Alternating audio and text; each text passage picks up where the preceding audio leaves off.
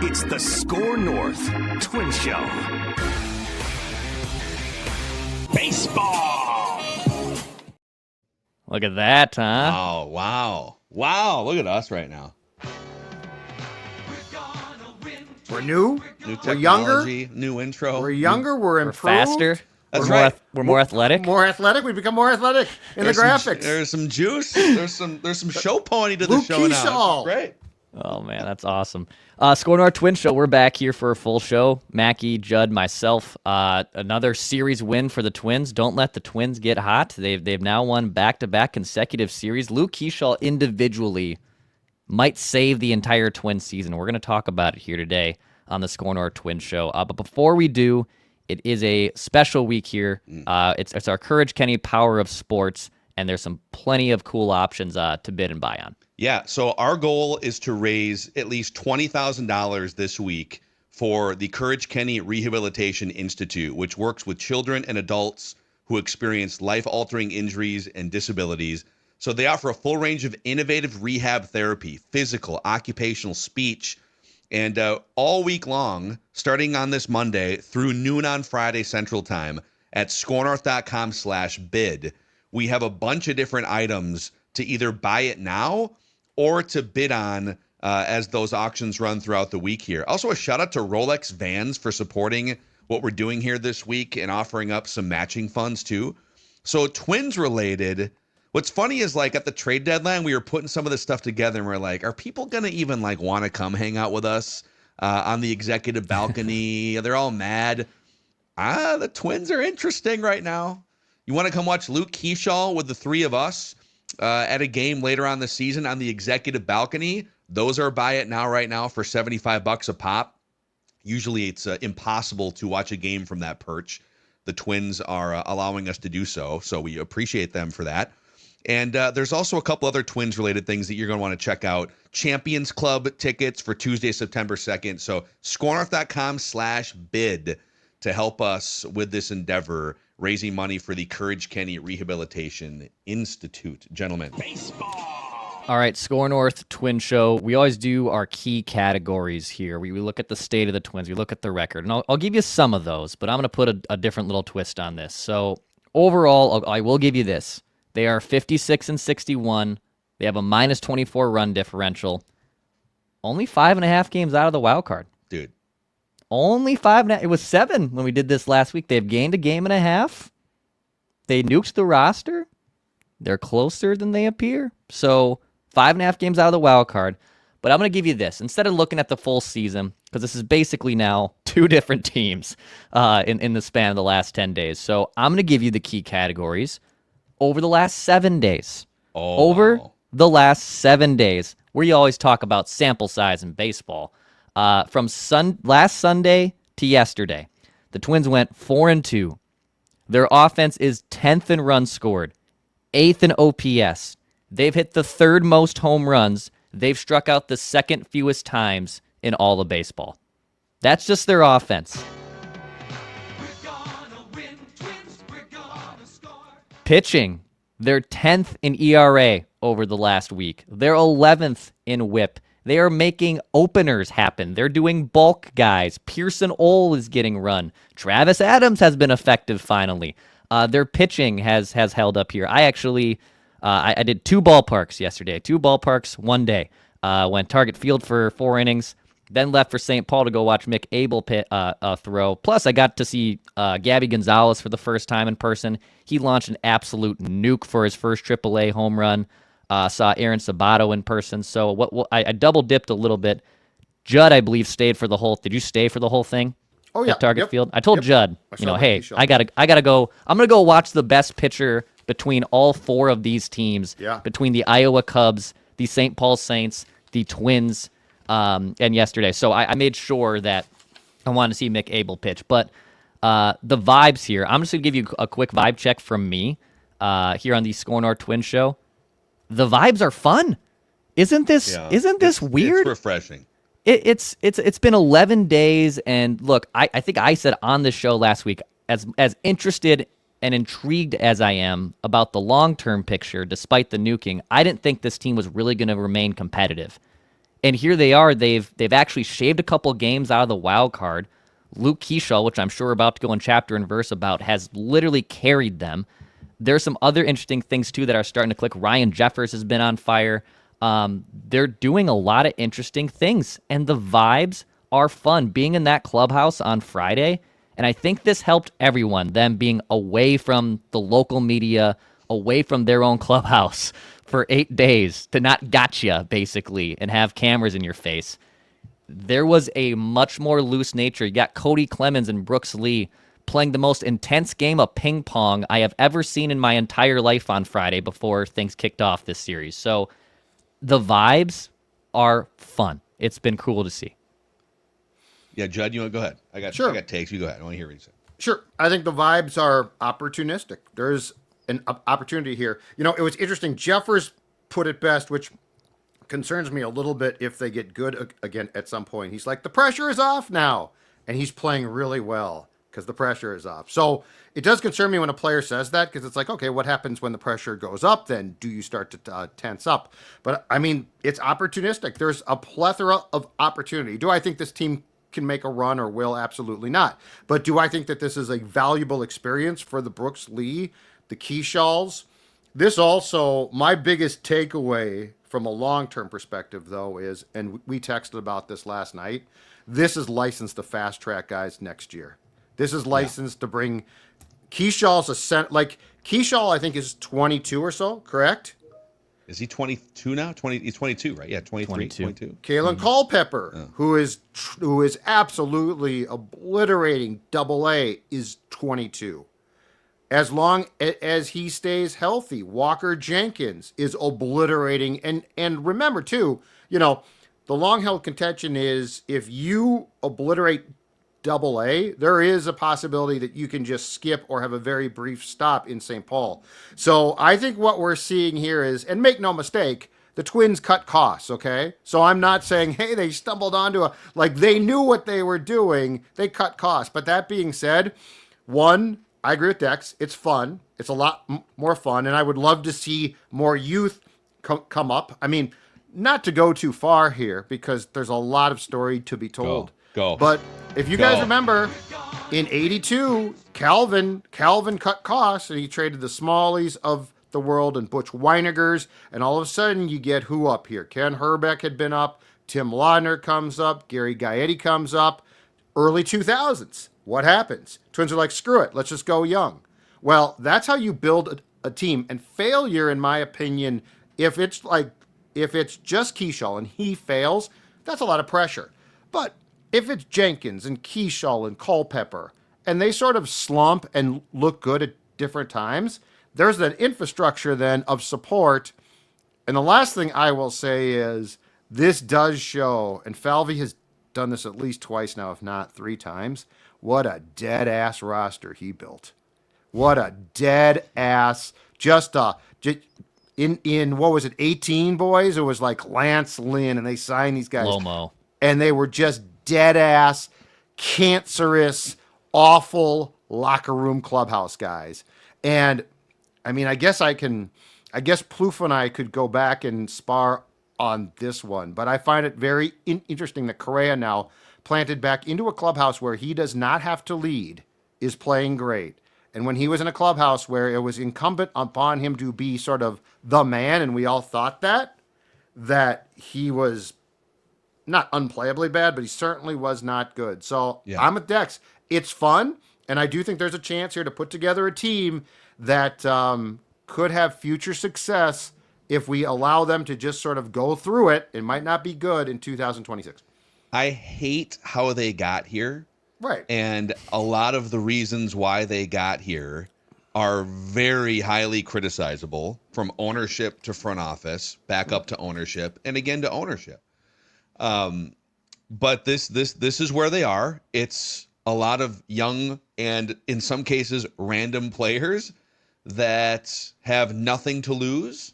And I actually have, in lieu of a Twins vibe check for me, I have a take or a prediction, if I may here, and it's contingent on something. But So the next 7 games for the Twins, and I do find it fitting that the brash, swashbuckling Luke Keaschall gets to step foot inside Yankee Stadium for the first time, right? Be the first time they've played there this year, only time. And, there's been a 20-year hex Yankees over Twins. So I am curious to see what does this look like with, they've got some mojo going here. They're above 500 in the week and a half since. The way that Keaschall was talking in the postgame to Audra on that Roku broadcast, which we will talk more about on this episode here too, which it literally feels like this is Luke Keaschall's team now, even though he's only played like 12 he played 15 games in the bigs.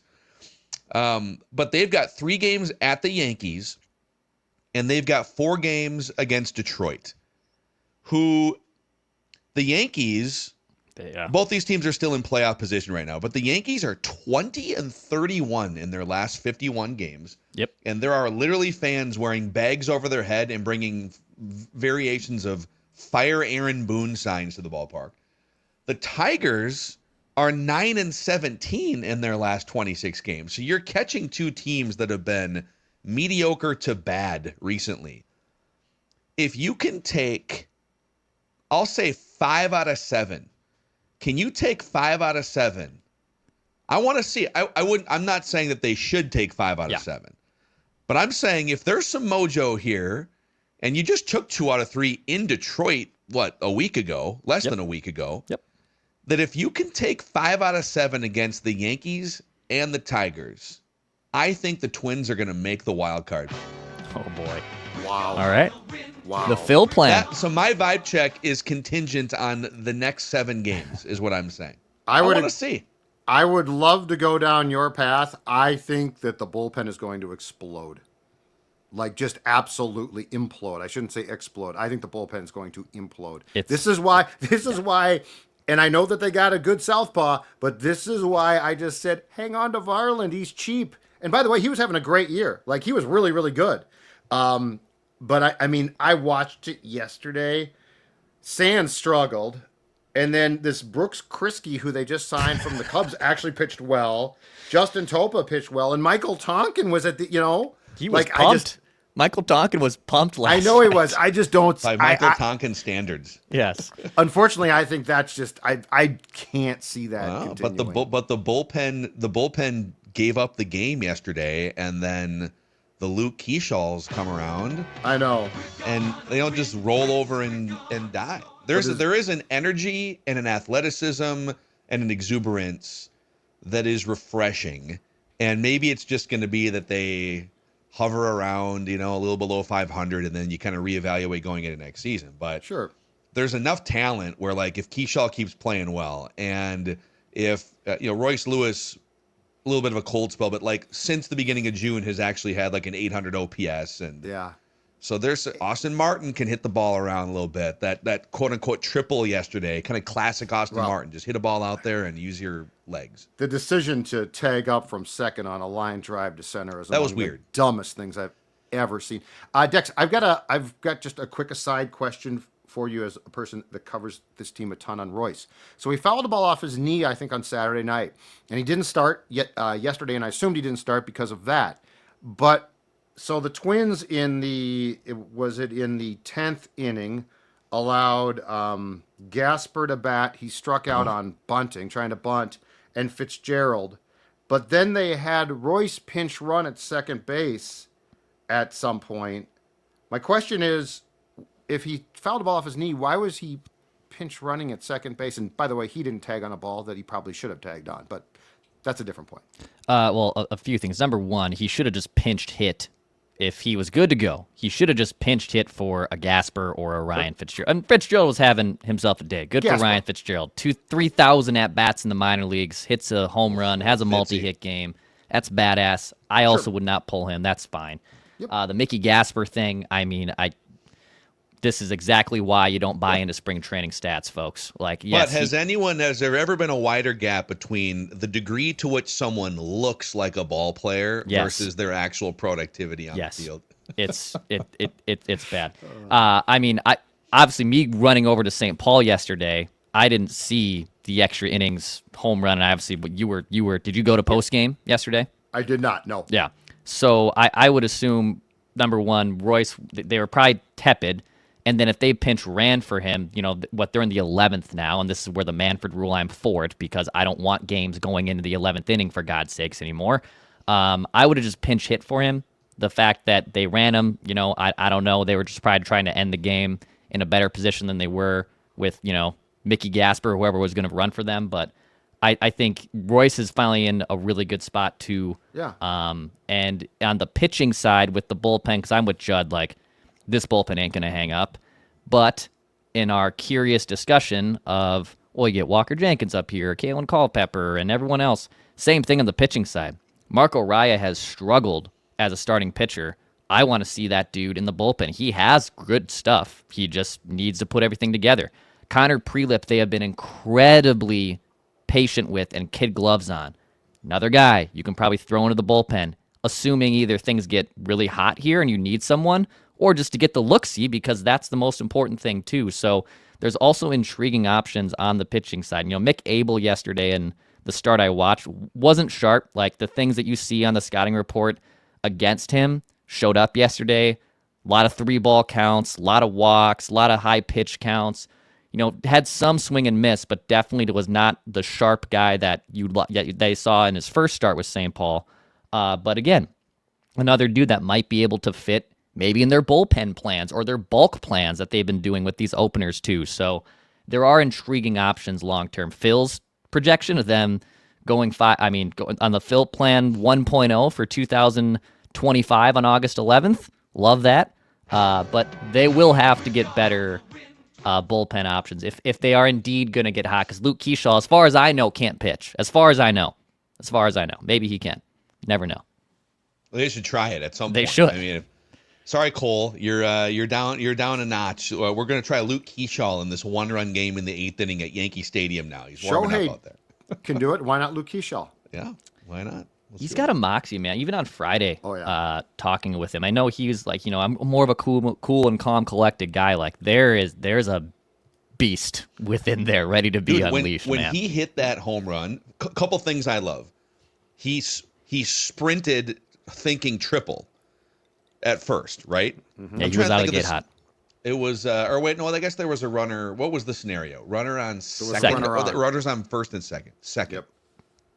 And so I guess he was just thinking, if that ball hits off the wall, I want my ass on second base. Yep. And then when he realized that halfway to second base, when it was over the fence, like that type of, I know it sounds dumb because he's celebrating his first ever walk-off homer. Of course, it was something about the way he celebrated that this team has just lacked for the last couple of years. That sort of F you. I think it was in the 8th. He led off, or he came up in the 8th with a couple of outs. And if you guys, I don't know if the Roku telecast showed this, but anyway, he hit a screamer down the left field line, and it was very, very close. And the umpire ruled pretty quickly, of course, foul. Keaschall never looked at the umpire. He was halfway to second base when he told him stop. Mm-hmm. So, like, that's the thing. He doesn't watch the ball, which is great. Like, his assumption is it's fair. There is a definite, and it's fitting because he's got the hair for it. There is a definite hockey player mentality there that I see. Like, he plays almost, he's very talented, but he plays almost like a gritty game. And I love the approach. And again, it's the type of thing this team completely lacked. Yeah. Completely. Yeah. He, and the fact that, like, Justin Morneau kind of told his story to the national audience and the Royals audience too, that he wasn't necessarily super highly recruited in terms of his options. Like, he went to San Francisco, right, for 2 or 3 years, and then he winds up at one of the great college baseball programs over the last decades or so, Arizona State. And there's a certain attitude to Arizona State baseball too that. There's a lot. You go look at like a list of players, the big time players that played at Arizona State, and if you can kind of rise to be an alpha at that program, it says something about you. So yeah, I don't think he was drafted out of high school. he was not a guy, I don't think, because a lot of guys get drafted like in the 30th round out of high school, and they're being watched by major league scouts out of high school, and then they decide, I'm going to go to college and raise my draft stock. I don't think Keaschall was drafted out of high school. He had to go put in the work, get his way from the WCC conference, San Francisco, for 2 years, played summer ball in a couple different wood bat leagues, and then went to Arizona State. So do we think this is just a fun hot stretch and a fun show pony player, or do you think we're literally watching I love show pony. the face of the organization starting right now for the next 7 or 8 years? I think it's between those things, right? Yeah. What he's doing, though, like, it hasn't been done since Mike Trout. Like, I know that sounds insane, but the stats that he has put up, opt to put this out on Sunday before the walk-off home run. That what we're seeing from him, we have not seen in Major League Baseball since Mike Trout. Yeah. I don't think he's the next Mike Trout. And also, I think defensively he's very athletic, and I'm curious to see where he sticks. I think it's second base. Mike Trout was a center fielder, and was one of the best two-way players in baseball for a long, long time. First ballot Hall of Famer. I don't know if I don't think any of us should be rushing to the judgment of he is Mike Trout 2.0 despite some of those stats matching up. But he provides them a different look, and maybe this is a good segue into favorite thing. As much as the front office, the ownership, and Rocco too, I'll lump this in, we have ripped them for decision-making, roster construction, lineup decision, in-game adjustments. They came to a collective that the core that they had up to the deadline wasn't working. And acknowledging now, even though it was painful, even though the fans are still pissed, and if you're a fan that is still pissed at this team, I do not fault you. If you're boycotting, you're saying I'm still not in until that ownership is sold, all good. Keep fighting that fight. I'm not going to try to change your mind. But for the team and the president of baseball operations, the GM, the manager, to realize what we have right now is not working. So what are we going to do? We're going to turn it over. We're going to make it more athletic, younger, faster, and we're going to see who sticks and see what doesn't stick. And if that means more crazy moves are potentially coming this offseason, bravo. Honestly, might be one of the best things that this front office and this staff has ever done was ripping off that Band-Aid to say, let's start over, and we can still start over while also still remaining competitive. If I thought they got there for the right reasons, I would agree. I don't. Now, Baldelli is an interesting case, okay? Because I have no idea how much control or lack of control he has. If I thought the baseball ops people got here through an actual realization that they had effed up, I'd give them credit. I don't. I think that they were told to slash payroll. Now, if you had asked me, I agree with most of these trades because of the aforementioned dead-assness of this team. Do I think Derek Falvey... Dead-assness. Do I think Derek Falvey watched it and said, I know what I'm looking at here? No. I think he was told you're going to slash payroll, and he did. I mean, the Correa sell-off, which, again, I'm fine with, personally. I don't care what he does. But the Correa sell-off was exactly that. I mean, baseball had to approve it because there was such a financial implication of that trade. It was selling a player. So the Pohlads wanted out on that aspect. Do I think that they can trip into the right thing, though? Absolutely, I do. Again, if you do this right, though, that's my problem, and it's why I still want heads. I don't trust them. I don't trust them to do the right thing here. This is purely an accident. This is kind of nuanced because they came to the right conclusion, which was this isn't working as well as it should. We've done the Correa thing for 4 years. We're also, I'm putting words in their mouth here. This is just me speaking, but we're also probably a little worried that we got 4 years out of his ticking time bomb feet and ankles, and here we are, like, not going to make the playoffs. And all right, so if we have a chance even to get nothing back, but just get out of this deal and not have to be on the hook for it for another half decade or whatever, then okay. So I think they came to a lot of the right conclusions for sure about the just makeup of the roster in today's baseball. I mean, they were literally, and we've gone through some of this with Plouffe on the Tuesdays, They have literally been the most stolen base averse, extra base taking averse team. They have decided as a franchise or an organization over the last several years, kind of going back to the Bomba Squad team, that we are a station to station power hitting offense. And we don't steal bases because either A, it's too risky, we don't want to risk the outs on the bases, and or we don't look to develop and cultivate players that can do that, or we've been bad at it. One of those things. So it's like when you're not going to be athletic out there on the field and take extra bases and do things that a lot of Twins teams successfully did for years and years to win them division titles, you better be a top 5 power hitting team and hit 2 and 3 run homers on a regular basis. But a lot of those players that you expected to do that have been up or down or just down or flashed, and now Miranda, they're down in the minor league. So there's so many problems with the way that they arrived at the conclusion. But now that they're here, it's really intriguing and interesting. Yeah. And I'll segue into my favorite current Twins thing, and it's Luke Keaschall related. This was a team a few years ago, even the Bomba Squad team, that did not care about strikeouts. They were actively, willingly bringing, Miguel Sano was a centerpiece of the organization. Buxton's a big strikeout guy.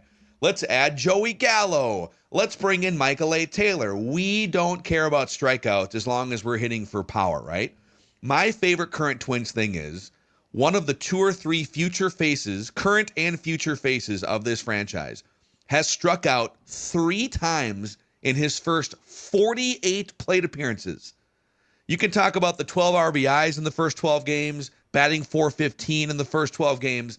That dude, with only like 30 games above Double-A as a young hitter, undrafted out of high school, struck out 3 times in his first 48 plate appearances. Put the bat on the ball, make them have to get you out, drive runners in with things that aren't 2 and 3 run homers. So that is philosophically, that represents what you want this team to be. Put pressure on opposing teams. Yeah. I'm going to go down to the farm here for mine because I've talked about Culpepper and Jenkins, but let me deliver to you what they are doing again in Double-A, which is impressive, okay? This is not A, this is a place where basically I think if you not only just swim but thrive, it tells you something really positive. Kalen Culpepper, 22, at high 8 Cedar Rapids before his promotion, /293, 385, 479, with 9 home runs and 34 runs driven in 54 games. He then gets promoted. Entering Sunday at Double-A Wichita, he was slashing 338, 402, 541, with 8 home runs and 25 RBIs in 35 games. Meanwhile, Walker Jenkins, on, I believe it was Sunday, delivered his 5th 3-hit game for Wichita. In the past 3 weeks, he is hitting 336 in his OPS during the second half of their season, 998. Like, again, if you do this right, and I do not trust the Twins brass to do this, which is why I want new people. But if you do this right, if you allow them to come up in 2026, I'm not saying right now, but if you have Jenkins in your outfield, if you have Culpepper, I don't know long-term if Brooks Lee goes to second. He likes to play short. I think he deserves that chance. Culpepper potentially at second. I will give you the Sports Stats scouting report on Keaschall, why I don't think he's a second baseman. 1, he doesn't look super comfortable there, but 2, watch the throwing mechanics. I think he's an outfielder. Mm-hmm. I think he's an outfielder. He tends to use a lot of arm. He also looks like a guy when he's fielding the ball. Like there's a fluidity to the second baseman in the big leagues that make it look as simple as possible. I don't know that Keaschall has that. And quite frankly, it's not like shortstop. It's not like, but he deserves a chance at second. Luke Keaschall is a guy who, by the way, I think if you tell him to play in the left field bleachers, that dude will. But Keaschall strikes me as an outfielder. If Culpepper can start as a second baseman, in other words, I'm with both of you. I like what's happening here, but I do think that the plan needs to be done right, and that's where Falvey especially I don't trust.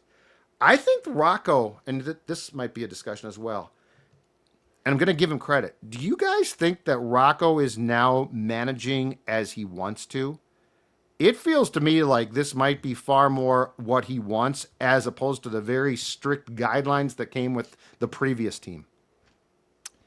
I think sometimes we put way too much stock into him being an actual puppet master robot being told the orders. I don't think it's as strong as we sometimes make it out to be, that fans make it out to be. Rocco is still going to do things as the manager of this team that are not orchestrated from a pregame meeting with Derek Falvey. It does feel like, though, with them going younger, more athletic, him being and spending the majority of his entire life in Tampa Bay in an organization that just has been doing this exact thing, essentially, for the last 20-plus years, that style is the style he knows best. He did it as a player. He did it as a bench coach. He knows how that works. Now, I applaud the Rays for doing that. They've been to 2 World Series. They've been mostly very competitive over that stretch. What I don't want to have happen is anytime we get to arbitration and now you're trading a player because you don't want to pay him $7 million, that's a different conversation. But the Rays have been doing these type of moves that the Twins did, not to the extreme of 11 players traded on deadline day, but moving on from players for younger, more athletic, faster, cheaper situations. So I think Rocco is potentially still managing for his job, and the new owners that come in, they're going to get a better crack and look at this than what's just happening right now. But I think Rocco is managing a team and a roster right now that he's kind of always wanted to manage. That's kind of where I'm at. In a very small sample size, too. Yeah. A bunch of kids. Bunch of kids running around out there. One more thing on the Luke Keaschall front. Here are some of the second basemen, if he sticks at second base. Here are some of the second basemen that have come out of the Arizona State pipeline the last 20 years. Dustin Pedroia, who he reminds me a lot of Dustin Pedroia. That kind of a lot more power than that frame. Dirty uniform every single game. Opposite field power. Yeah. Grinding it out. Barely ever strikes out. A guy who's going to walk just as much as he strikes out. There's very much some Dustin Pedroia vibes there for sure. Jason Kipnis, remember him? Oh, yeah. With Cleveland. Player. Mm-hmm. Ian Kinsler. That's who I keep seeing. Everyone, he was he was at Mizzou. He was 1 or 2 years at Arizona State. But Ian Kinsler.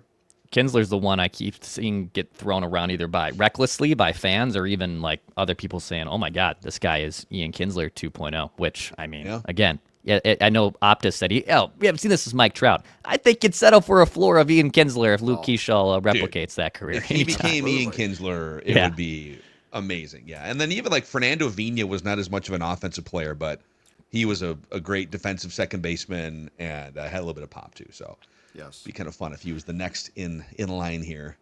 And as a marketing tool, listen closely, Twins. Get to know him too would work. This is prime for 2026. If you're going to do this right, bring it back. It was a great slogan. It's been 20 some odd years now, right? Mm-hmm. It's not you just use that. It's arguably, in my opinion, the best slogan used by a team in this town. And to me, it would fit perfectly. Get to know him again. I like it. Yeah. Before we say goodbye, shout out to NABC. Luke Keaschall needs a new bank account to open. I think we got a recommendation for him. He may need one at some point. Yeah, Luke, if you're planning ahead, buddy, North American Banking Company is Minnesota-based since 1998, 6 locations in the Twin Cities. And they'll help you with anything from checking and savings, if you're just looking for a better checking and savings experience, all the way up to something bigger. You're looking to buy a home, tackle a renovation, setting up a new business. They can help you with whatever your financial needs are. And they'll make the transition super easy too. So it could be a game-changing experience for you and your baseball-loving family. Go to nabankco.com/Mackey to learn more. That's nabankco.com/Mackey. Member FDIC, equal housing lender. Baseball. Any least favorite things? Phil, you got a least favorite thing? I I hate to pile on here, but because I really like this guy, and he is a former Twins TV guy from the 1990s. Oh, yeah. Minnesota's own. Former golfer. That's right. Ryan Lefevre, who's been the longtime Royals TV play-by-play guy, paired up with Justin Morneau for the telecast, the Roku Sunday featured MLB game, whatever. Which is kind of funny. It's like Major League Baseball having no idea what to do with like the digital world. They're like, we need to do an Apple game and we need to do a Roku game. And it's like, guys, it's let's put a game on Twitch. I don't know what baseball's doing necessarily. I don't know if they know what they're doing, but they've got these like weekly games on Roku, and they're doing it kind of on the cheap where, all right, let's take one guy from each broadcast crew that's already in town, and we'll put those guys on the team together here. And so Ryan Lefevre, who is a really good longtime play-by-play guy, I don't know if he was like just trying to be super low-key, I am objective announcer guy. I will not get too excited for my Royals, and I'm just going to play it low-key. There was a couple huge plays in that game, namely the walk-off game-winning home run. And he didn't raise his voice a decibel. It was like, there's a fly ball to right field. and then it rattles around. And there it goes. A little game-winning home run for Luke Keaschall. Like, did he not see it? Dude, you can get a little high. It doesn't matter if you're neutral. You just called a game-winning walk-off home run, the first in this guy's career. And people kind of piled on him. I do want to defend that he was once a part of Twins baseball telecasts. He has a lot of. I mean, he used to be on the Royce and Mackey show all the time back in the day. I like Ryan Lefevre, but that was like, dude, let's rev it up a little for a game-winning homer, for God's sake. So on Twitter, he was just getting beaten up. Like Twins fans were pissed and livid, and I only tweeted, hey, this guy in the '90s was a Twins TV radio guy. Well, you said what people don't realize who are criticizing him. And people are like, oh, we don't care about that. Right, We're exactly still going right. to criticize him. Exactly right. But he also was the presumed successor, circa 2012 or so, to Gordo when Provis got the job. And so, he was a guy who was very tied in here. Now, there's a lot of Twins fans now that don't care and don't recall. But then I got torched on Twitter. All I was trying to do was sort of provide some context. But, it was... What was weird about it was, so the Keaschall home run, I would have expected more excitement. I do sympathize with the fact that it didn't necessarily look like it was going to get out at first. But then I went back and watched a couple of other calls, and he was as low-key, and there were those were clear plays. So, it was sort of weird. It was weird. Dude, it was like he popped 10 milligrams before the game or something. And I don't know what was going on in that booth, but let's show a little excitement for a game-winning home run. And I know it's semantics because, it's 1 from 1. If it's the home ballpark, can the home play-by-play guy call the game and then you put the Royals color dude with him? I know we're splitting hairs, but Provis is going to know this ballpark also better than the road broadcaster, even if it's someone in the division that's coming here more. Why are we putting the road play-by-play guy as the main dude in not his home ballpark? I also find that very bizarre. Yeah, it was. I don't know. It was. I'm not going to pile on much because I do like him, but it's. I do too. It's unfortunate. What I would like is if you get a package of games, and I would love for you to actually hire a play-by-play guy and an analyst who make up your games. Yeah, they decided to do the national Roku games with no staff other than the staff that's already. I would, I'd like to see you hire a permanent person. But anyway, it was weird. I'll give you that. Man, I'm excited. I'm very excited for this next era of Twins baseball. So the Yankees are starting some slappy named Will Warren tonight. Will Warren? 4.44, yeah. Yeah, he's I don't know if he's a slappy. Wasn't Will in my prospect hunting days? Yeah, I was being sarcastic. Oh, okay. Well, you never know with you sometimes. No, I was being sarcastic. Will Warren, 24 starts, 4.44 ERA. And the thing I worry about as much as the Twins, don't let the Twins get hot, is there any other team in Major League Baseball history that gets the Yankees back on track, like the Minnesota Twins? That's the force that you are up against here. It's not even like Will Warren. It doesn't. Will Warren could be anyone. It doesn't matter. It's 25 years of inertia that you're up against But here these guys tonight. don't know now. Like, Oh, perhaps, none of them have ever known. We, Oh, we, we said that for we did 25 this dance years. 6 years ago. Well, wait. The 2019 team was told repeatedly, "You guys suck there," and they're like, "It doesn't matter." So are these. Every generation is. Yeah, It's but the same Keaschall- thing every time. Hold on a second here, but Keaschall literally will not care. The Twins in 19 but Roy, did care. Okay, but And then well, they- yeah, but Judd, before 2019, Okay. let's go back and roll the tape. God. Eddie Rosario doesn't care. Yeah. You guys These do guys, the none of same these thing. guys are going to care. But here's the Sano thing. doesn't care. But see, you guys are going to be fooled because what's going to happen here is the Twins literally have zero pressure. I bet they go in and play well. And then the problem is, in like 2 years, it's going to be, okay, they played well, and now they're going into Yankee Stadium, and the pressure's all going to come back, and then we're all screwed. Okay, so you're saying it's that in 2 years the Yeah. I'm saying what Ryan haunting is Jeffers gonna said come. Okay. actually concerns me because he's right. It's like Ryan Jeffers is red hot. It's because he just said he has no pressure. Like there's literally, they are playing with house money at this point. Like the team told him, you all suck. It's the Bad News Bears. If Like they they've win- literally been told, you suck, go away. And they're like, well, if you're going to do that, then we're going to It could play be well. very Tiger. I mean, this is the Tigers last year. Correct.